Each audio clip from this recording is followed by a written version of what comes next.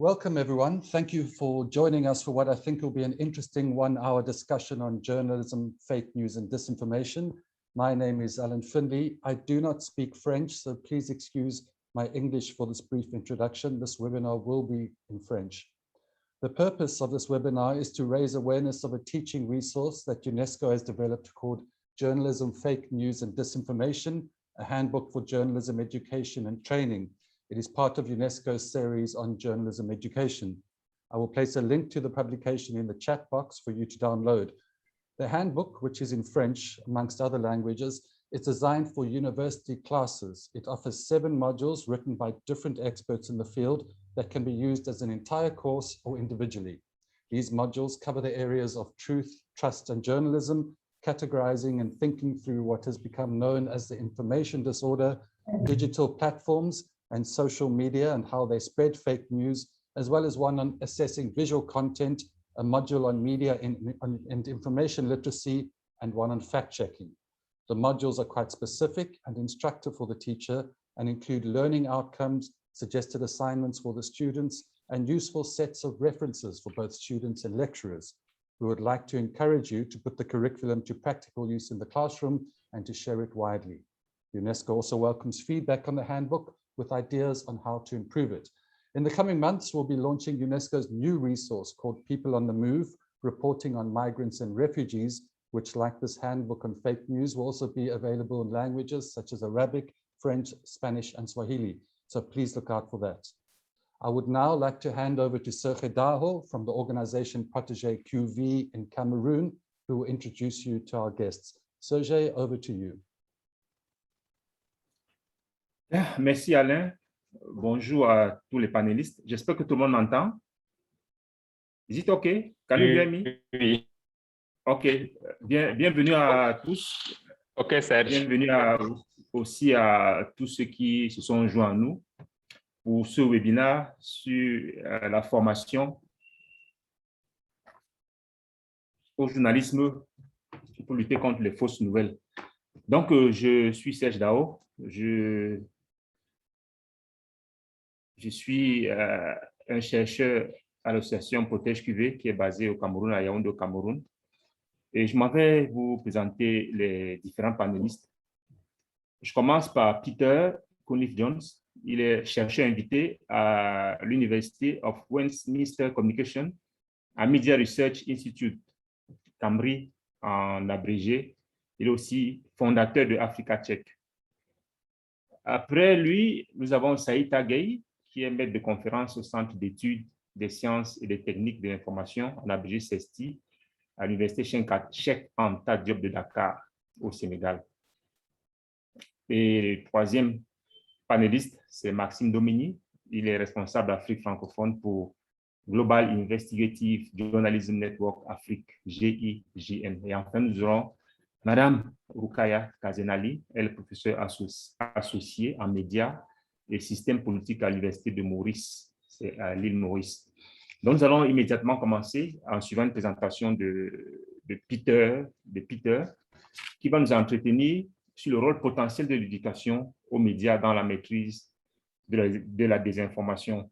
Peter, vous avez 10 minutes. Je rappelle aux panélistes et à tous ceux qui sont joints à nous que Peter ne devrait pas être là le long du webinaire. Il nous quittera dans 20-30 minutes.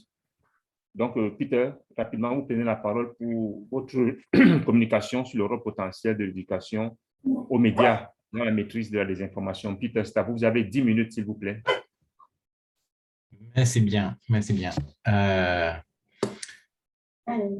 Donc, juste pour dire que j'ai le chien chez moi aujourd'hui, donc si de temps en temps vous entendez mon chien, je suis désolé. Donc, merci bien de m'avoir invité à vous parler aujourd'hui.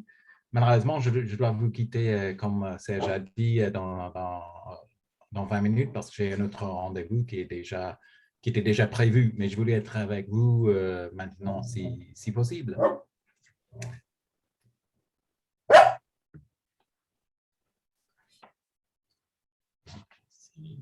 Si ça marche, ça devrait. Voilà. Donc, comme vous le savez bien, l'éducation aux médias est enseigné dans le monde depuis des décennies et couvre une grande gamme de thèmes. En 1993, le spécialiste dans l'éducation, Patricia Aufderheide, a constaté que déjà, à cette époque, ce sujet couvrait beaucoup de thèmes, passant de la citoyenneté à l'estime de soi. Depuis 1993, on a rajouté beaucoup de sujets sous beaucoup de thèmes à ce sujet. En 2016, l'intérêt dans les soi-disant fausses nouvelles ou fake news a bondi au niveau mondial. Cette image que je vous montre la fréquence du terme fake news dans Google Trends depuis 2004. Et même si ça retombait un peu après le pic en 2016-2017, donc ça a beaucoup monté. En réponse des hommes et des femmes politiques et des spécialistes de l'éducation, on parlait de l'éducation aux médias comme un antidote ou vaccin aux fausses nouvelles.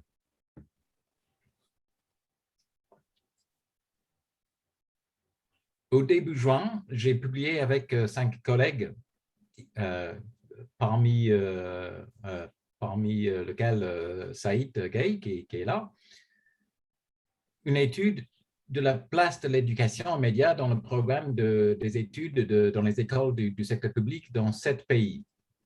Le Côte d'Ivoire, le Ghana, le Kenya, le Nigeria, le Sénégal, l'Ouganda et l'Afrique du Sud. Comme vous pouvez le voir, sauf en Afrique du Sud, il y a en effet très peu d'enseignement d'éducation aux médias dans le programme d'études de ces 7 pays. Et ce qu'il y en a ne concerne vraiment pas la désinformation.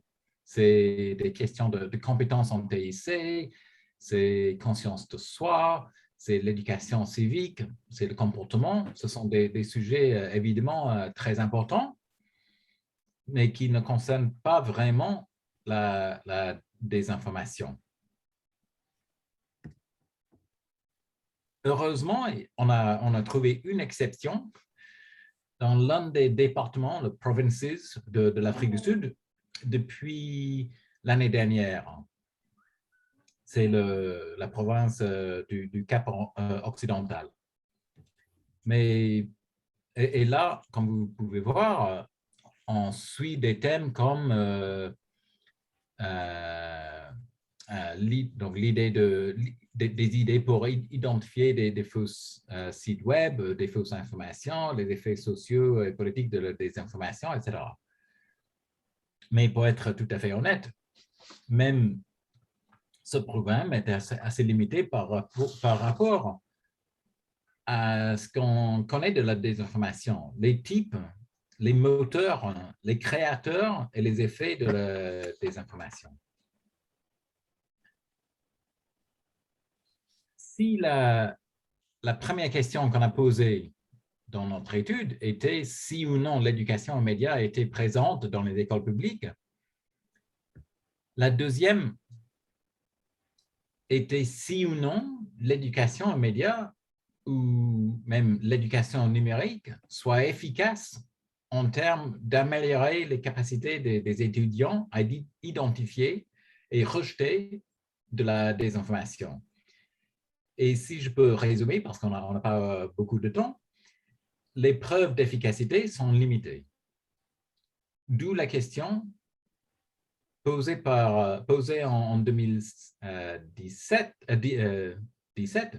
par des chercheurs à l'université de Stanford aux États-Unis. Et si le problème n'est pas que nous n'enseignons pas l'éducation aux médias, mais que nous enseignons le mauvais type.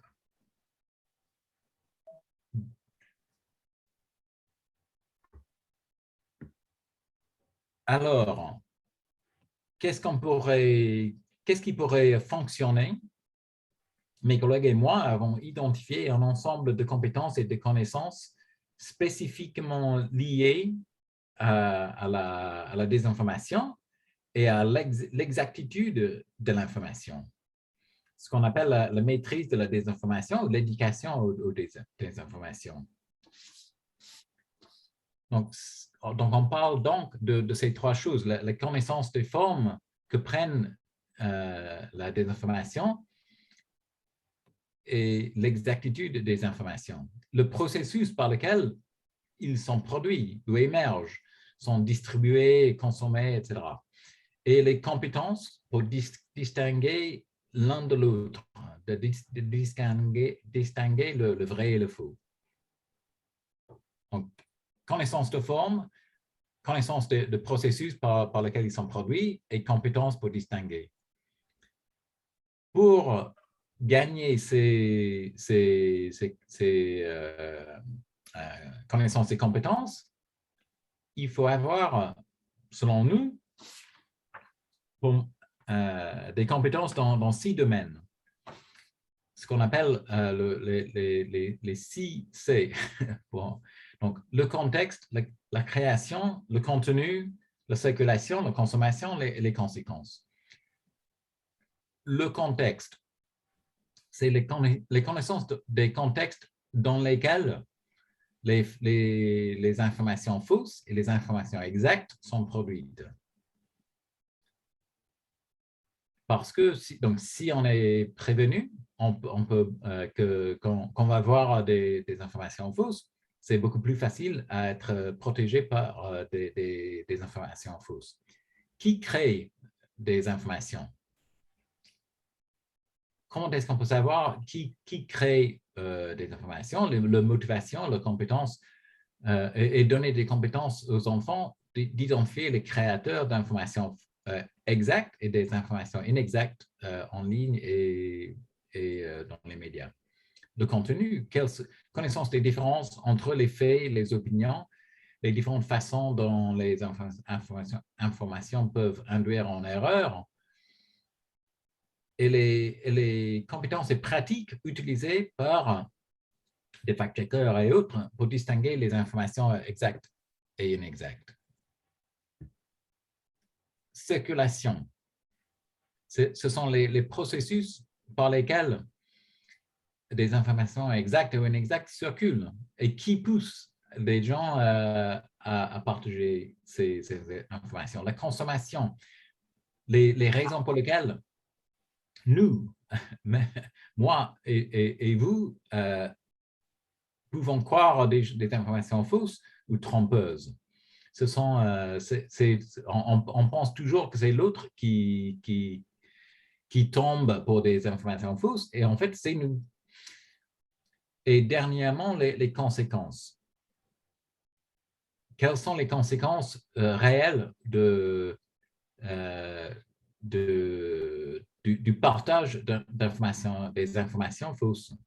Souvent, on sait très bien que souvent des gens partagent des fausses informations, savant très bien que ce sont des fausses informations, mais pensant que qu'ils sont amusants.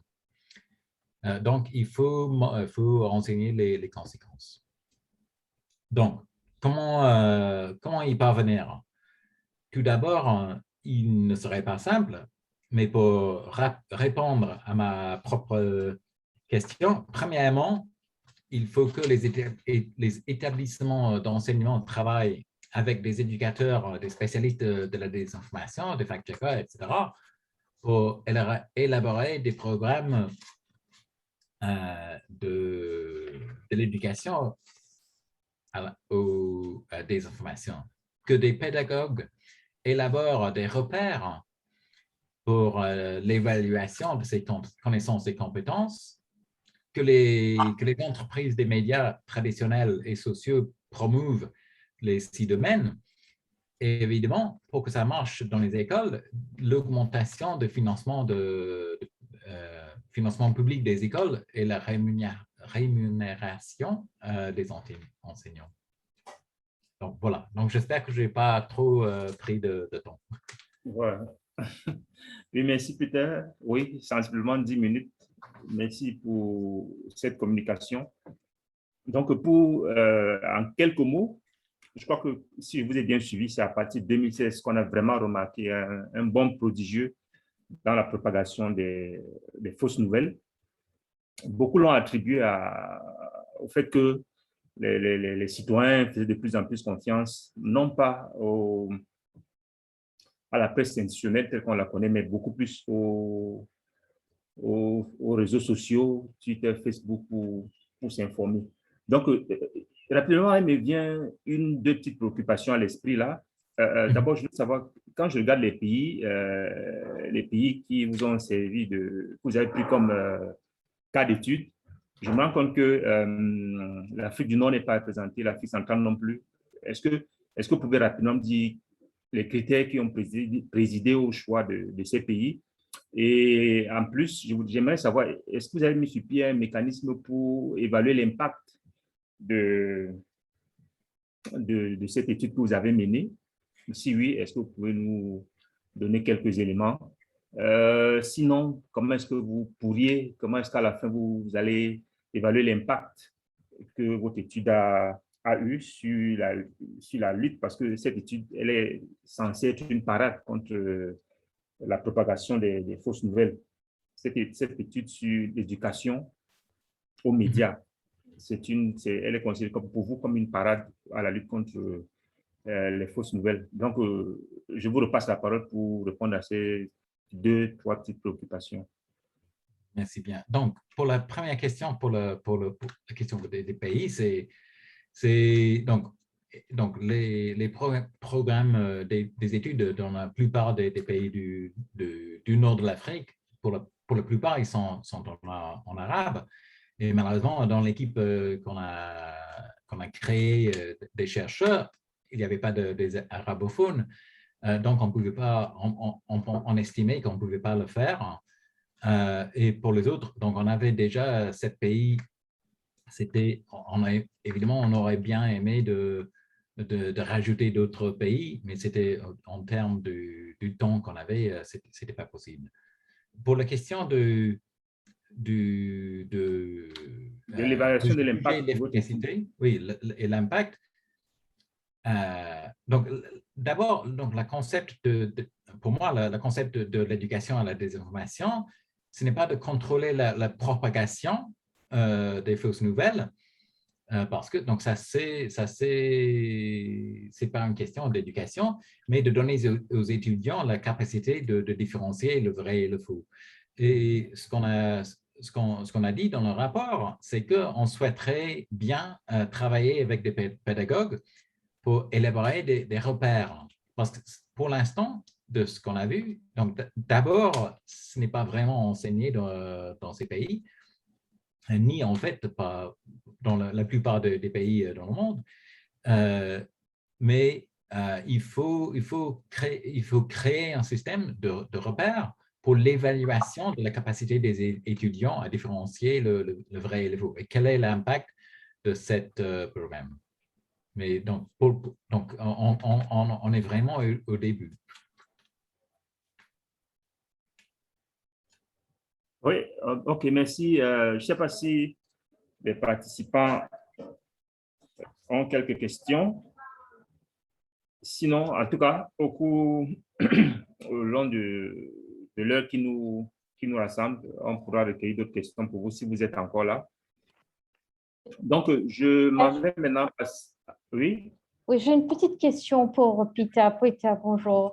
Dans le graphe que vous avez montré, on voit que 2016, c'est vraiment le pic dans cette explosion de fausses nouvelles ou désinformations. Est-ce que c'est relié au phénomène de Trump? Parce que beaucoup de personnes ont parlé de l'ère Trump comme cet catalyseur ou accélérateur vers l'information fausse ou les nouvelles fausses. Est-ce que vous avez pu relier ça à cette présence de Trump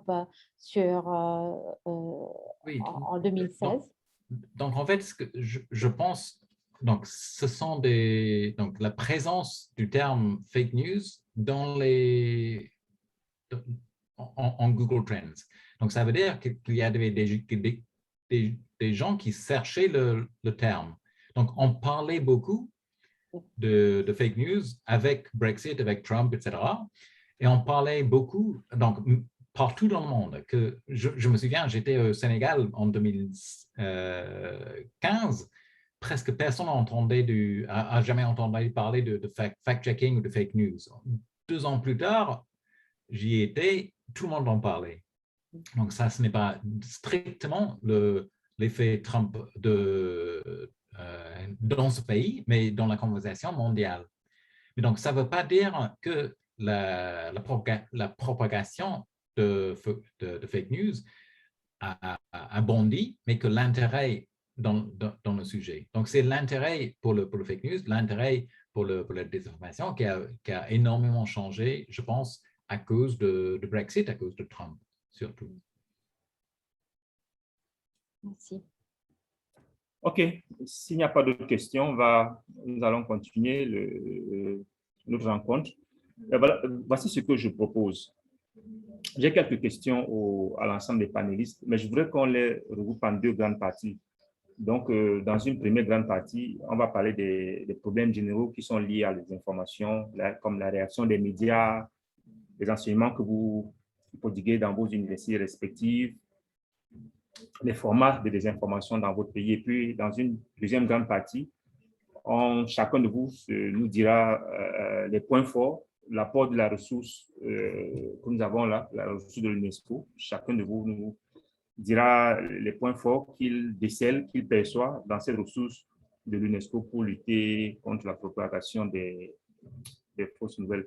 Donc, je vais commencer par vous, Rokaya.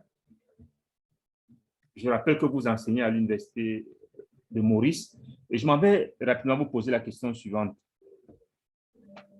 Dans quelle mesure la désinformation et les fausses nouvelles sont une préoccupation réelle à Maurice? Merci Serge. Je pense que c'est une préoccupation comme dans toute partie du monde. La préoccupation est très souvent plus importante parce qu'on est dans un petit pays, dans une petite île. Alors, très souvent, l'amplification de l'information, de la désinformation est sentie. Alors, moi, on a vu vraiment cet essor de la désinformation avec la venue des médias numériques. Parce que les médias numériques, l'ère digitale a vraiment créé cet engouement vis-à-vis de l'information très rapide, très spontanée. Très souvent, ce sont aussi les non-journalistes, ou ce qu'on appelle en anglais les content providers ou les content users, qui sont devenus des pourvoyeurs d'informations. Alors, on a vu cette escalation de la désinformation, mais aussi le fait que les gens ne se souciaient pas de vérifier l'information. Pour eux, ce n'était pas quelque chose de très important parce qu'ils n'étaient pas les professionnels des médias. Alors, pour eux, avoir l'information, sortir l'information, le concept, on a beaucoup parlé, le breaking news syndrome, a vraiment créé cet engouement vis-à-vis de l'information, de la désinformation. Et aussi, je pense que le Covid, on a beaucoup parlé de l'ère Covid, qui a été vraiment la thématique déclenchateur vis-à-vis des fausses nouvelles. Alors, je pense que cette explosion de l'information, de la désinformation, des fausses nouvelles a pris de l'essor. Peter parlait de 2016 avec l'intérêt, on a commencé à s'intéresser à la désinformation, on a commencé à se dire il va falloir mettre de l'emphase et de faire une compréhension vis-à-vis ça.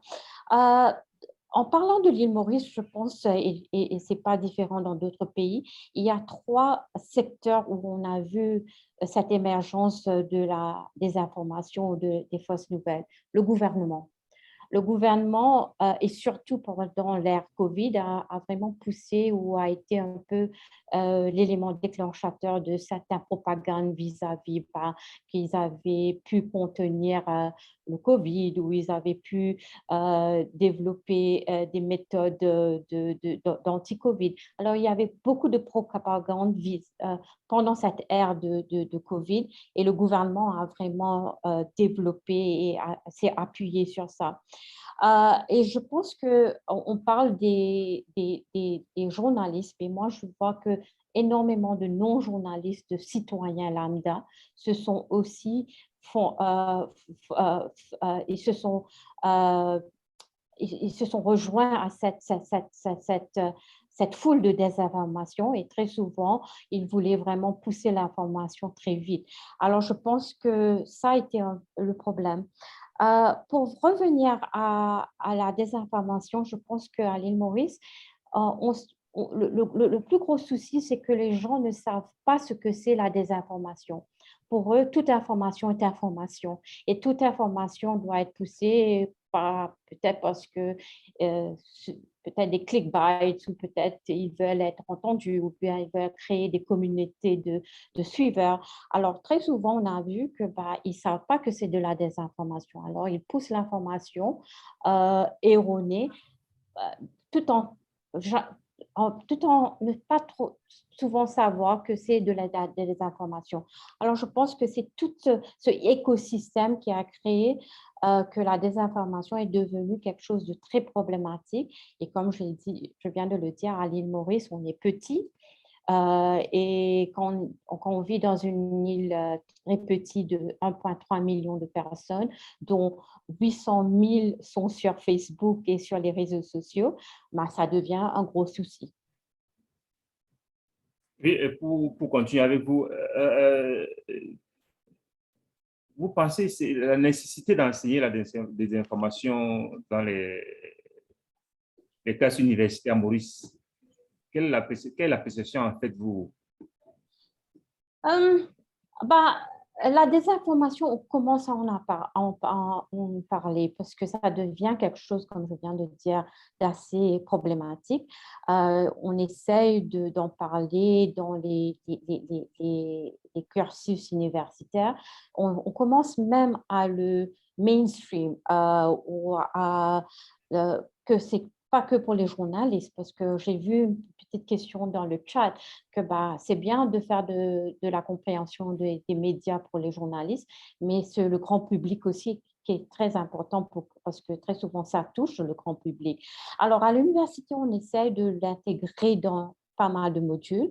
On essaie de l'intégrer à travers les disciplines, pas seulement dans les classes de journalisme, pas seulement dans les classes de communication, mais dans les classes de toutes confondues. Sciences politiques, la sociologie, même avec mes étudiants de maîtrise, j'en parle pour qu'ils soient conscientisés, vulgarisés sur ce phénomène.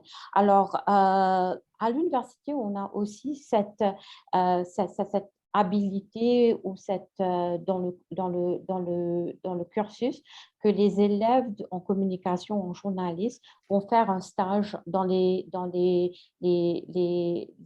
médias, écrits, parlés et online. Alors, ils réalisent un peu le vécu d'opérer dans un système de real time, comme on dit.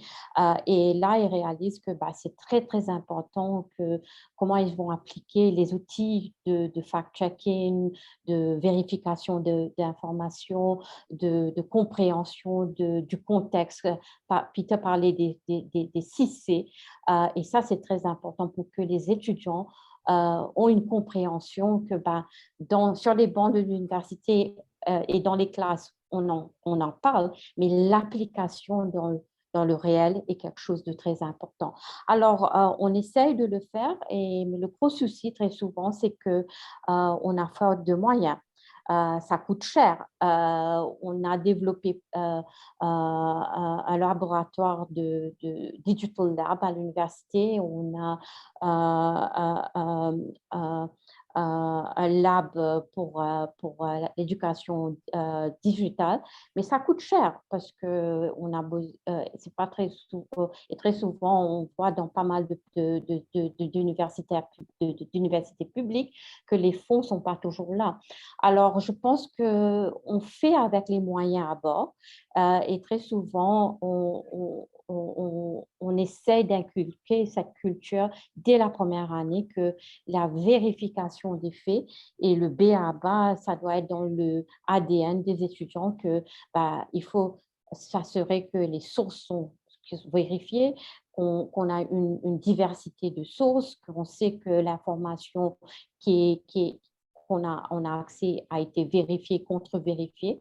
Et je pense que ça devient partie prenante de la culture. C'est quelque chose qui prend du temps, c'est pas quelque chose qui arrive automatiquement, mais on est assez optimiste que dans la durée, on verra une transformation dans les skills, les basic skills des étudiants. Pour moi, c'est que ces outils deviennent vraiment le B.A.-ba des étudiants. C'est comme c'est comme parler, c'est comme écrire, la grammaire et savoir parler correctement. C'est les vérifications des faits deviennent des skill sets des étudiants. Alors, c'est pas évident.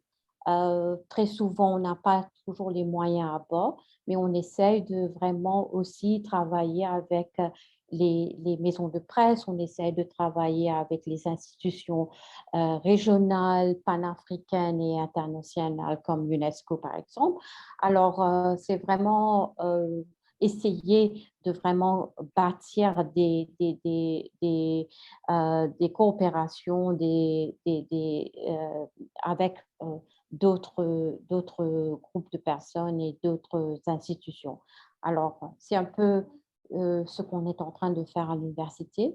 Et l'idée, c'est de ne pas être encelé, mais de voir que toute personne est concernée par la vérification de l'information parce que les fausses nouvelles, la désinformation ou même la malinformation, ça touche tout le monde. Bien, merci pour cet éclairage. Rokaya, merci pour ton éclairage, Rokaya. Je me tourne vraiment présentement vers toi, Maxime. Maxime, tu es journaliste d'investigation et par ailleurs responsable Afrique francophone pour Global Investigative Journalism Network Afrique. Je crois que tu es basé à Dakar au Sénégal. Donc ma question est la suivante. Au Sénégal et globalement dans la région de l'Afrique de l'Ouest, quels sont les défis auxquels vous, les journalistes d'investigation, vous êtes confrontés en matière de désinformation et de fake news? Et oui, éventuellement, tu voudrais bien nous dire quelque chose sur vos besoins en formation, pour vous, les besoins en formation pour vous, les journalistes d'investigation, là, pour lutter contre les fausses nouvelles. Oui, merci beaucoup, Serge. Oui, tout à fait. J'ai un responsable Afrique francophone de GIGN, qui est le réseau international de promotion du journalisme d'investigation.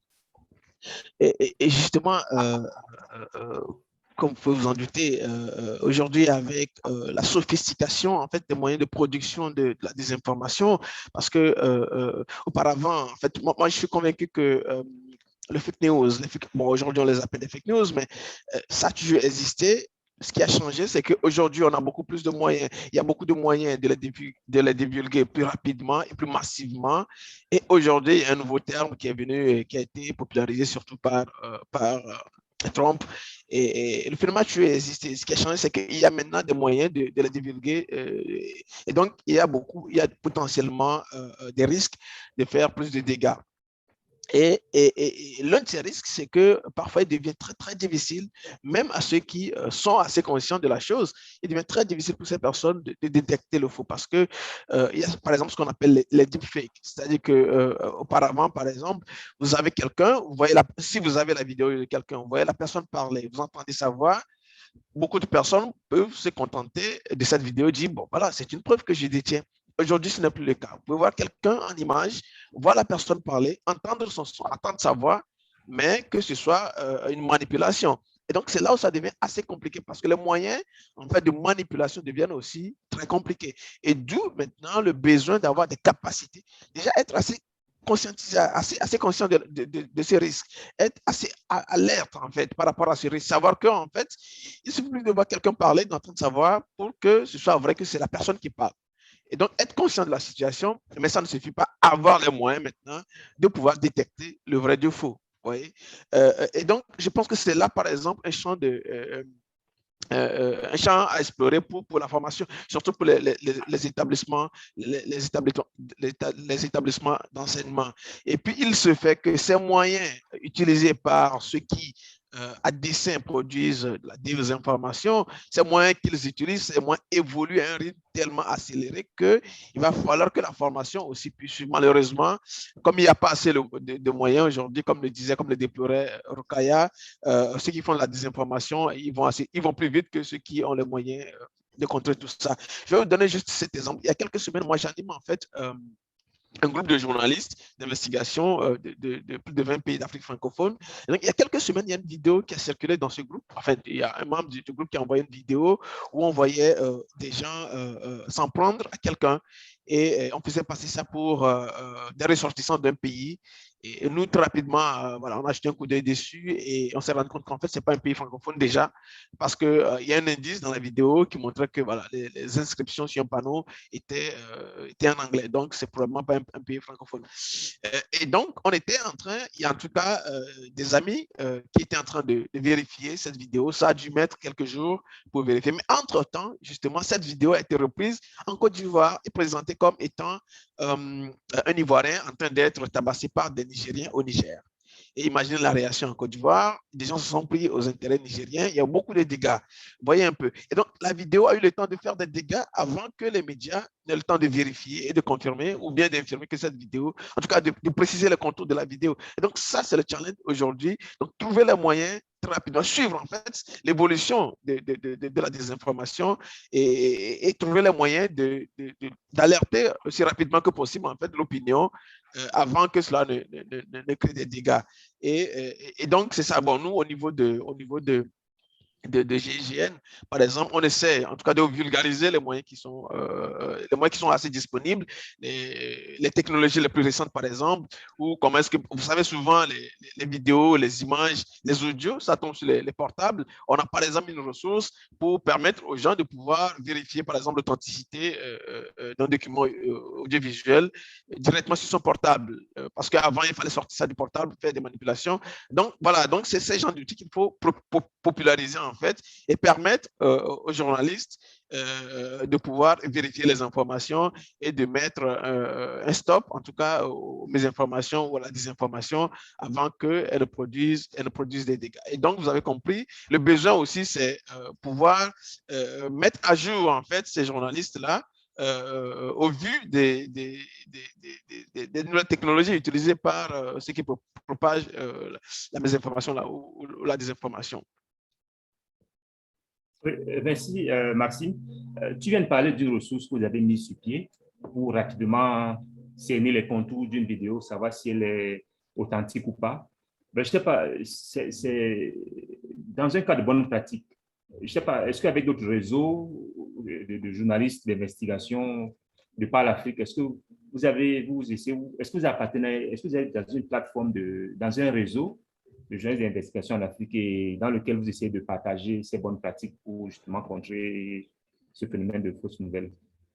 Oui, moi, par exemple, comme je le disais, j'ai GIGN qui est une plateforme mondiale, justement avec des organisations membres qui viennent de plus de 80 pays, à des responsables régionaux. Et donc, chacun dans sa région essaie de mettre, en fait, de rassembler la communauté de journalistes d'investigation. Donc, de mon côté, en Afrique francophone aussi, j'essaie de rassembler, en fait, ceux qui s'intéressent ou pratiquent le journalisme d'investigation et donc dans un groupe dans lequel on essaie d'échanger sur nos défis, ainsi de suite. Si quelqu'un a fait une découverte, par exemple, on essaie d'échanger ses bonnes pratiques. Mais voilà, c'est un groupe limité.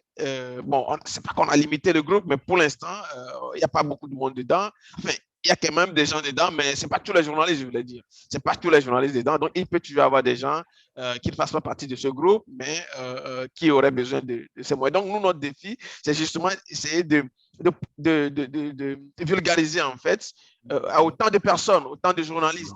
Et donc, c'est pour ça que, par exemple, en dehors des groupes fermés que nous avons, sur nos plateformes, par exemple, sur Facebook, si vous allez chercher GIGN Afrique ou sur Twitter GIGN Afrique, vous allez trouver nos pages sur lesquelles nous essayons de vulgariser les outils. Ce qui est intéressant, en fait, dedans, c'est qu'aujourd'hui, nous essayons de démocratiser l'accès à ces outils.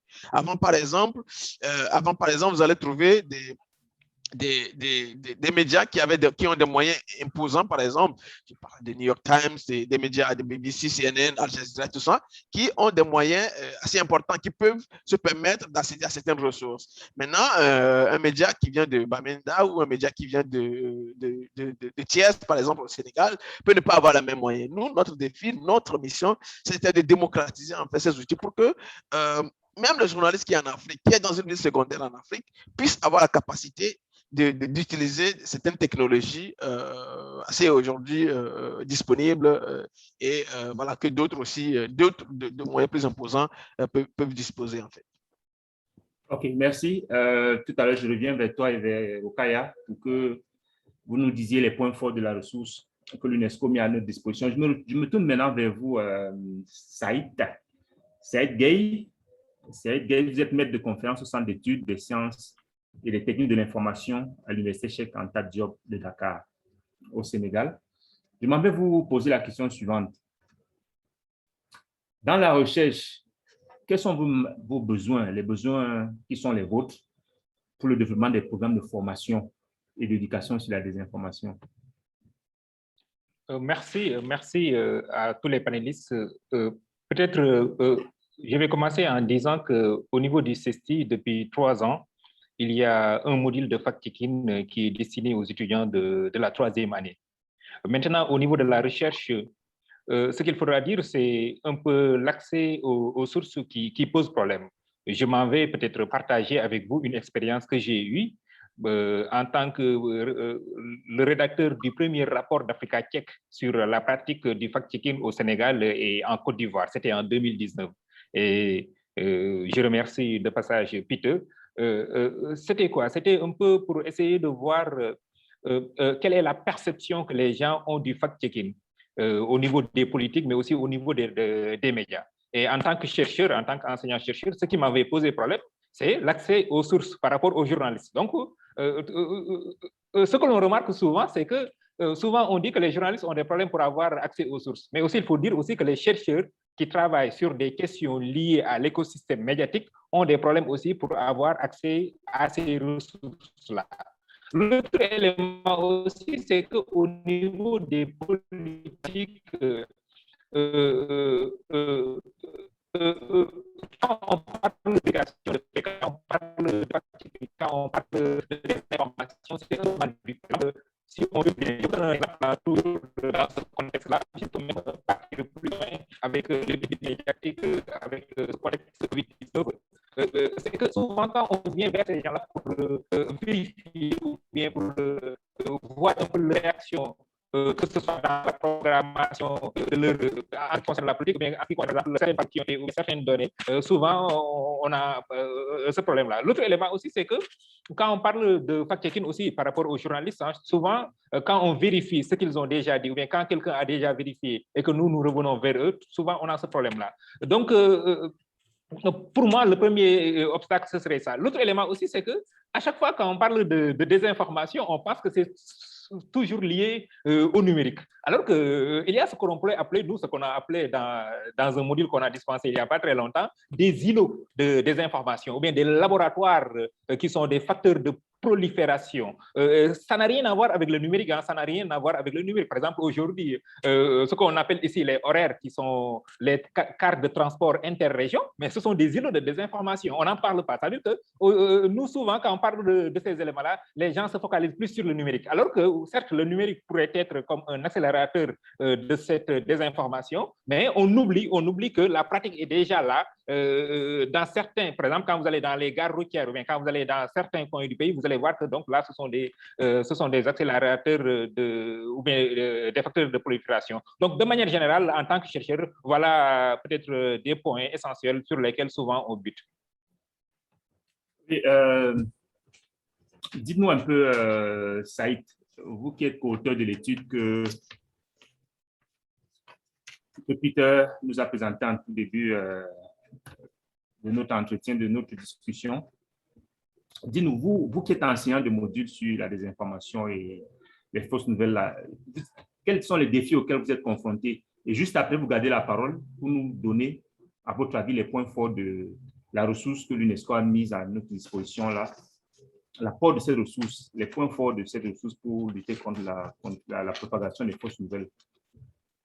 Oui, le défi auquel on assiste, c'est surtout lié à l'éducation aux médias. D'abord, l'éducation aux médias, parce que l'étude qu'on a faite sur le Sénégal et la Côte d'Ivoire, ce qu'on a vu, c'est qu'il y a plus disons, une éducation par les médias et non pas une éducation aux médias. Ça veut dire que on peut parler de la presse quand vous allez dans les modules, on peut parler de la presse, c'est quoi un article, c'est quoi, quels sont les différents genres, par exemple rédactionnels, mais il n'y a pas une éducation critique par rapport aux médias. Donc là, c'est aussi un défi. L'autre élément aussi, c'est que souvent, on confond le fait de doter des matériels, par exemple, électroniques aux étudiants ou bien aux élèves, et le fait aussi de leur donner cette capacité critique. Donc là aussi, c'est un autre problème. Ça veut dire qu'il y a toujours ce prophétisme communicationnel lié un peu à la toute-puissance des technologies qui n'est pas accompagné par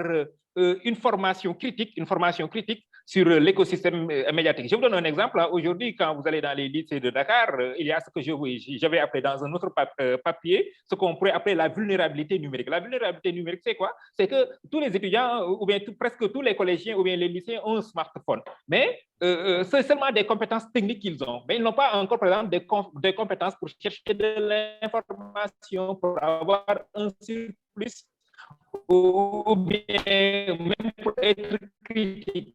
Et souvent, vous allez voir que souvent c'est dire, non pas dire, par exemple, là, il y a tous ces problèmes. De l'autre côté, c'est la politique. Parce que quand on parle aujourd'hui de formation, par exemple, les étudiants qui arrivent en première année, souvent, ils ne sont pas préparés, par exemple, pour être dans ou bien pour comprendre cette mutation de l'écosystème. Parce qu'au lycée, comme je vous l'ai dit, au lycée, au collège, il y a eu cette éducation par les médias et non pas une éducation aux médias. Et dans ce rapport-là, ce qu'on a vu, c'est que au niveau des politiques, chaque fois on nous dit que, par exemple, on n'a pas les compétences. Par exemple, quand j'en ai parlé avec celui qui s'occupe du programme, ce qu'on pourrait appeler un peu le nouveau programme au niveau du Sénégal, il nous a dit que oui, on veut faire de l'éducation aux médias. Mais les enseignants qui sont au niveau du collège et des universités n'ont pas été préparés par rapport à ça. Donc là, ce sont des éléments qu'il faudra peut-être prendre en considération par rapport aux défis qui concernent donc voilà, ce phénomène, pour ne pas dire ce fait social.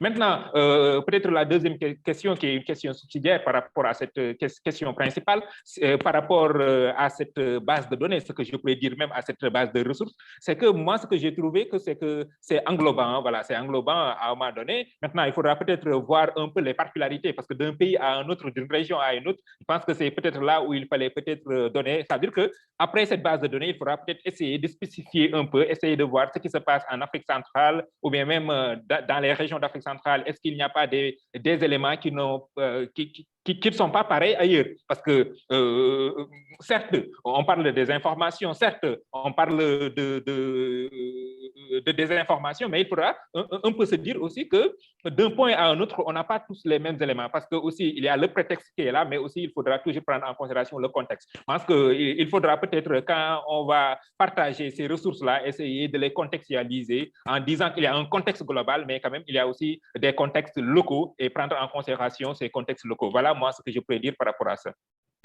D'accord, merci. Rapidement, hein, avant de te tirer la parole rapidement, il y a une petite question qui vient d'un participant là, qui voudrait savoir, votre étude là, est-ce qu'elle donne des pistes de formation aux journalistes afin qu'ils puissent détecter la désinformation provenant des États et des gouvernements? C'est la question d'un participant. Effectivement, il y a des pistes qui ont été données. Il y a des pistes qui ont été données par rapport même aux journalistes, par exemple, comment le journaliste va faire pour comprendre la mutation de l'écosystème des médias et ses effets sur les contenus médiatiques, comment on est arrivé dans un contexte de méfiance de la parole officielle et des médias traditionnels, comment, par exemple, le dictat des médias alternatifs sont des îlots de propagande très douces. Donc, il y a des éléments quand même, mais aussi plus loin, on est parti un peu sur ce qu'on a appelé un peu les biais, c'est-à-dire que ce soit sur le plan cognitif, la parole manipulée, la mise en scène de la désinformation, la retouche sous forme d'intervention, le photomontage, le détournement par le biais d'une légende, par exemple, l'interprétation erronée ou bien la lecture d'une image, la création pure et simple d'images. Donc, on est allé plus loin. Donc, il y a des éléments quand même qui permettent aux journalistes de comprendre comment s'armer, ou pour ne pas dire se densifier par rapport à ces éléments-là. Bien, je te remercie, Saïd, pour ton intervention et pour tes multiples éclairages. Roukaya, je me tourne vers toi maintenant, afin que tu, à ton avis, tu nous dises les points forts de la ressource que l'UNESCO met à notre disposition pour lutter contre les fausses nouvelles. Mais avant ça, il y a un participant qui vous avait une question, qui voulait savoir, l'éducation aux médias, là, le participant voulait savoir si vous n'avez pas pensé aux adultes aussi, qui sont, à son avis, les plus gros consommateurs de ces fausses nouvelles, disons, appelons ça comme ça. Donc, oui, qu'est-ce qu'il y a de prévu pour les adultes qui sont Puis vous nous dites les points forts de la ressource de l'UNESCO. Bon, je vais prendre la question du participant. Tout à fait, vous avez tout à fait raison de dire que la désinformation, les fausses nouvelles, ça concerne tout le monde. Et comme j'avais mentionné dans mes réflexions, que il faut que ce soit quelque chose qui englobe tout le monde. Et je pense que l'éducation des adultes, l'apprentissage au numérique, parce que finalement, il faut réaliser qu'il faut composer avec le fait que la majorité des fausses nouvelles sont véhiculées sur les réseaux sociaux. Et très souvent, quand je parle avec mes étudiants ou avec les jeunes, ils me disent que ils reçoivent leurs informations sur les réseaux sociaux, mais jamais des médias traditionnels. Très souvent, c'est les médias traditionnels qui sont basculés sur les réseaux sociaux. Alors, il faut composer avec ce nouveau écosystème dont les amis on en parlait. Alors, je suis tout à fait pour l'éducation des adultes vers la compréhension numérique, digitale, comprendre comment détecter les nouvelles fausses, etc. Parce que comme Maxime disait que aujourd'hui, on a le deepfake et très souvent, on se disait, on a très souvent, on ne conteste pas une image parce que l'image, c'est quelque chose qu'on voit. Mais aujourd'hui, il y a tellement de manipulation. Alors, c'est quelque chose qu'il faut aussi savoir qu'en Afrique, on voit de plus en plus d'utilisateurs de Facebook. Facebook, aujourd'hui, est un des réseaux les plus populaires en Afrique. Alors, il faut réaliser comment est-ce qu'on peut commencer à encadrer ça. Et aujourd'hui, on sait que pas mal de big tech, peut-être ce n'est pas le contexte ou le lieu d'en parler, mais aujourd'hui, Facebook devient partie prenante de créer cet écosystème de vérification d'informations. Je sais que Facebook Africa, par exemple, et peut-être c'est quelque chose à creuser parce qu'ils ont des ressources, ils ont accès à des financements et peut-être les collègues peuvent s'orienter vers les grandes tech parce qu'ils réalisent que l'image aussi des grandes tech prennent un sale coup. Alors, je pense que vraiment, ça concerne tout le monde. Les étudiants, les journalistes, les jeunes, les moins jeunes, les adultes, tout le monde qui opère et qui ont accès à un smartphone. Aujourd'hui, je pense qu'il y a eu une explosion de smartphones sur le continent et on doit réaliser, c'est un outil d'accès à l'information. Alors, pour revenir sur votre question sur le manuel, je pense que c'est bien, j'ai bien structuré, relativement facile à utiliser, ce qu'on appelle le user-friendly. Mais je rejoins Saïd en disant qu'il faut contextualiser, localiser, parce que, par Par exemple, l'Afrique, c'est 54 pays. Alors, il y a tellement de différences de contexte, de spécificités. On parle de l'Afrique francophone aujourd'hui, mais l'Afrique anglophone est très différente. Et même l'Afrique arabophone est aussi très différente. Alors, il y a une variation, une différence dans les spécificités, dans les différences, dans le contexte. Et aussi, il faut souligner qu'aujourd'hui, on voit une explosion de matériel autour de vérification de l'information. Je sais, il y a plusieurs d'autres organisations qui ont investi dans des manuels. Alors, peut-être il faut aussi harmoniser tout ça parce que avoir plus ne veut pas dire que c'est mieux. Il faut aussi, je pense que créer ces réseaux et aujourd'hui, créer ces réseaux nous donne cette possibilité de aussi partager les ressources parce qu'on parlait des ressources qui sont très souvent pas évidents ou ils sont très souvent pas accessibles. Alors, une coopération, un réseautage d'idées, de formations, de groupes, d'institutions peut créer ce système de partage de connaissances, d'informations et de ressources. Alors, je pense qu'il y a plus besoin de collaborer au lieu d'avoir des îlots séparés que chacun fait les choses en isolation. Pour moi, aujourd'hui, c'est la collaboration qui va vraiment pouvoir aujourd'hui adresser ce problème qui est un problème mondial, global, qui est la désinformation. Merci. Ok, merci Rukai. Nous arrivons quasiment au thème de notre webinaire. On va terminer par toi, Max. À ton avis, les points forts du programme de l'UNESCO pour répondre aux besoins d'enseignement des journalistes en matière de désinformation et de fausses informations. Ouais, je pense que ça a été, Rukai a déjà dit beaucoup de choses sur cette nouvelle recherche, cette nouvelle étude. Est-ce que je souhaiterais ajouter, c'est que après tout, elle vient me rappeler en fait notre rôle de journaliste. Parce que après, comme l'a dit quelqu'un dans le chat, le journaliste, en fait, il travaille avec de l'information, c'est-à-dire que des données qu'il a eu le temps de vérifier en amont et dont il a eu le temps de s'assurer la véracité avant de mettre cela sur la place publique. Et donc, que ce soit dans ton journal, que ce soit sur tes plateformes privées, je veux dire Twitter, Facebook, ou dans tes groupes, dans tes relations, dans la vie quotidienne, tant que tu es journaliste, tant que tu dis quelque chose, le monde, en tout cas ceux qui sont autour de toi, ils prennent ça pour agent comptant. Donc, il faut qu'on se rende compte de ce statut que nous avons, ce statut social que nous avons au-delà, parce que parfois, nous faisons la différence entre notre rôle dans notre journal, dans notre radio, sur notre site, dans notre média et notre rôle en dehors de nos médias. Mais en fait, il se trouve que ce que nous disons dans la rue, ceux qui nous écoutent, ils nous considèrent comme journalistes, ils considèrent ça comme étant la vérité, en fait, des informations qui ont été préalablement recoupées. Et donc, il faut que nous prenions conscience de ça, de notre rôle, en fait, dans cette société. Il y en a qui disent que, bon, avec l'avenue des réseaux sociaux, le journalisme est en train de perdre du terrain.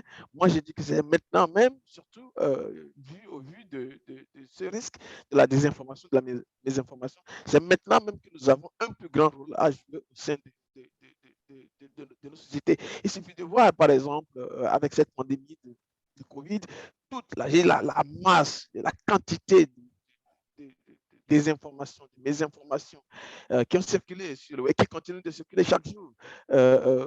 Où les gens tentent de manipuler l'opinion, tout ça. Il suffit de voir ça et se rendre compte qu'en fait, nous avons vraiment un rôle très, très capital à jouer en tant que journaliste dans ce monde où voilà, il y a de plus en plus, c'est plus facile maintenant de circuler de la désinformation. Donc, voilà un peu ce que je souhaiterais ajouter à ce qu'on dit déjà mes prédécesseurs. OK. Je vous remercie tous d'avoir pris de votre temps pour participer à cette discussion. À titre personnel, j'ai vraiment été honoré de prendre part à ces échanges. Je vais passer la parole. Over to you, Alan, for your closing remarks. Je voudrais aussi dire qu'il y a plusieurs participants qui veulent contribuer, qui ont des questions à poser. Mais vraiment, le temps nous tient à la gorge et plusieurs panélistes même ont d'autres préoccupations juste après ces échanges. Donc, over to you, Alan, for your closing remarks. Thank you.